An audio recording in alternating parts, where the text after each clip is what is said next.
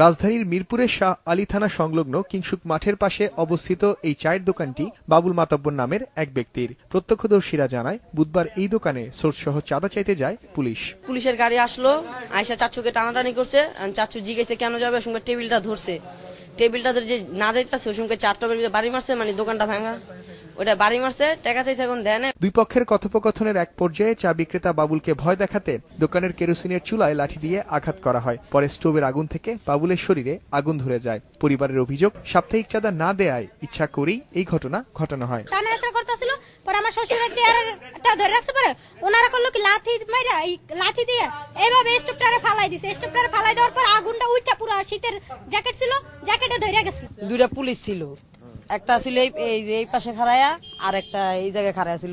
মানে যে একজন খাড়ায় তো দেখতে আছে, আরেকজন এরকম গাছ থেকে কাপড় টাইনা টাইনা আর কি নামাইতাছে। পরে আহত বাবুলকে চিকিৎসার জন্য ঢাকা মেডিকেল কলেজ হাসপাতালের বার্ন ইউনিটে নিয়ে আসা হয়। চিকিৎসকরা জানিয়েছেন, আহতর অবস্থা আশঙ্কাজনক। তার শরীরের 95 ভাগ পুড়ে গেছে, সাথে আপনার শ্বাসনালীও পুড়ে গেছে আর কি। এজন্য রোগীটার অবস্থা খুব আশঙ্কাজনক। এদিকে থানা কর্তৃপক্ষ জানিয়েছে, এই হামলার সাথে কোনো পুলিশ সদস্য জড়িত নয়। তবে অভিযুক্ত দেলোয়ার তথ্যদাতা বা সোর্স হিসেবে কাজ করে এবং তাকে ধরার চেষ্টা চলছে। না, আমার দেলোয়ার নামে কোনো কনস্টেবল বা চাই নাই। দেলোয়ার পাবলিক সোর্স নামে পরিচিত আর কি। আমি তাকে চিনিও না। চেষ্টা চলতেছে। কারা করছে? কোথায়?